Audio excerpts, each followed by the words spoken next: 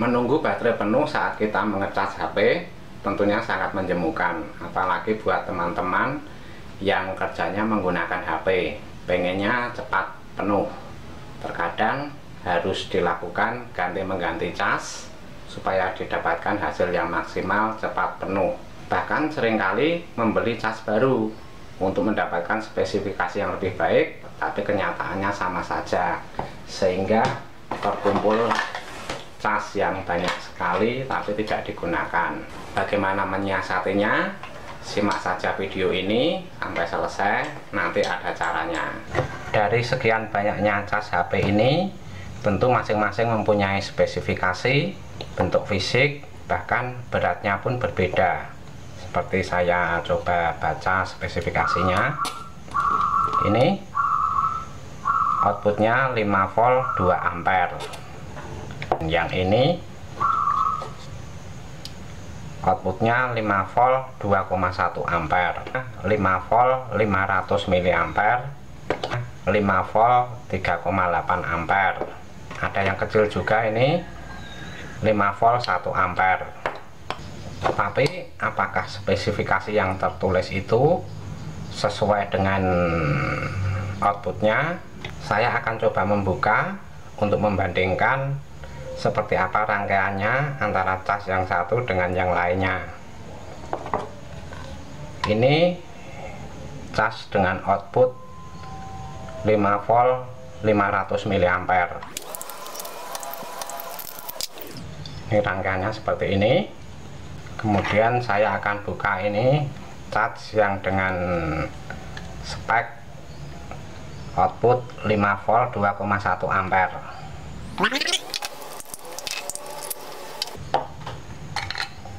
Ini rangkaiannya.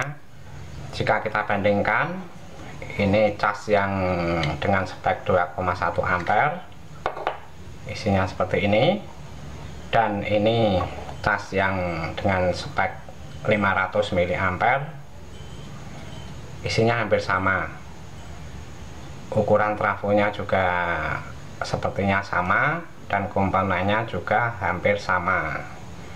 Apakah kira-kira spek yang tertulis itu sesuai dengan outputnya? Saya sendiri nggak tahu. Untuk mengukur, kebetulan saya juga tidak mempunyai alat ukurnya.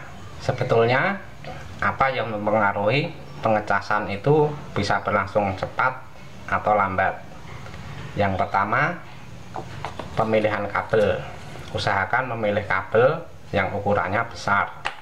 Besar dalam arti adalah ini, besar isi kabelnya, kawat tembaganya. Ini terlalu kecil seperti ini. Yang kedua, kurangi penggunaan konektor. Biasanya kabel cas bentuknya seperti ini, satu ke HP, satu ke charger. Kalau saya lebih senang menggunakan model seperti ini. Seharusnya lewat sini, ini saya pindah, saya solder langsung. Jadi yang tertinggal hanyalah ujungnya ini saja. Jadi kita meminimalisasi loss koneksi atau loss kontak. Yang ketiga adalah dari rangkaian elektronik charger itu sendiri. Yang bisa kita lakukan adalah mencoba mengganti kapasitor atau elko, dan juga ini dioda penyearah. Ada kemungkinan dioda penyearahnya itu sudah kurang maksimal kerjanya, atau mungkin elko-nya sudah menurun kapasitasnya. Tapi bagaimana jika ketiga usaha tadi tidak membuahkan hasil? Kita bisa mencoba usaha selanjutnya, yaitu dengan memaralel cas ini. Jadi dua cas kita gabung menjadi satu untuk mendapatkan arus pengisian yang lebih besar. Kenapa kita menggunakan cara itu? Kita belajar ke rangkaian baterai, seperti teori dari orang-orang yang lebih pintar dari kita. Dua buah baterai ini, ibaratkan ini baterai mempunyai kapasitas 2 ampere masing-masing baterai, dan kondisinya masih bagus dan sempurna. tegangan masing-masing baterai ini 3,7 volt dan ini 3,7 volt, masing-masing 2 ampere. Ini jika kita paralel, kita akan mendapatkan tegangan baterai 3,7 volt 4 ampere. Tapi jika ini kita seri, kita akan mendapatkan tegangan baterai 7,4 volt dengan arus tetap 2 ampere. Jadi kita bisa menerapkan pada charger ini, kita paralel untuk mendapatkan tegangan yang tetap 5 volt tapi arusnya yang bertambah. Caranya bagaimana? Mari kita lakukan. Ini kita singkirkan dulu.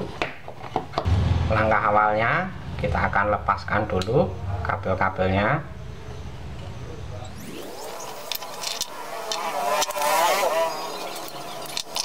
Langkah selanjutnya kita hanya memaralel saja dari kedua modul ini. Jalur 220 kita paralel ke 220 dan jalur output 5 volt kita paralel ke jalur output 5 volt. Hanya seperti itu. Saya menyiapkan kabel ini merah hitam untuk paralel 5 volt, kemudian kabel ini warna abu-abu untuk paralel jalur AC 220. Kemudian ini kabel listrik. Langsung saja kita paralelkan.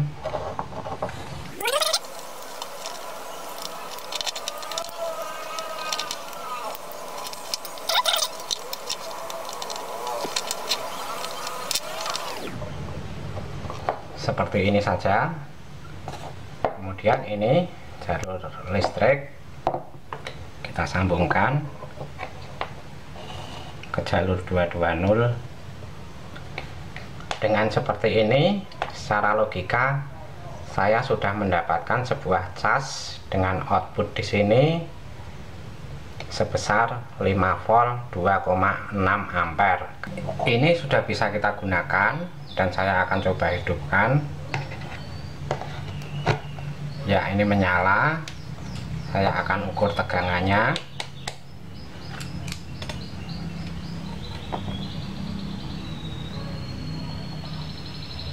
Ini terukur tegangannya 5 volt dan tentunya ini sudah bisa digunakan untuk melakukan pengecasan.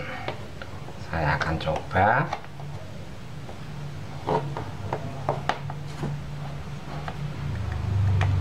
Ya, ini indikator mengisi daya. Tentunya arus yang keluar dari cas ini ke kabel ini sudah lebih besar dari cas yang sebelumnya sebelum kita paralel.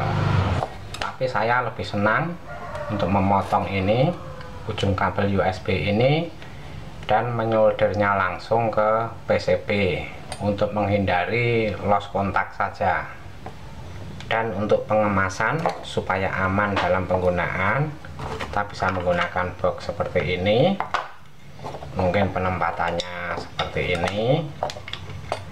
Kita tumpuk dengan diberi penyekat, kita tutup. Kabel keluarnya melalui ini seperti itu. Box seperti ini banyak sekali dijual di toko, harganya juga murah untuk seukuran ini. Kira-kira kalau nggak salah sekitar 3.000. Tinggal memilih ukuran yang diperlukan saja.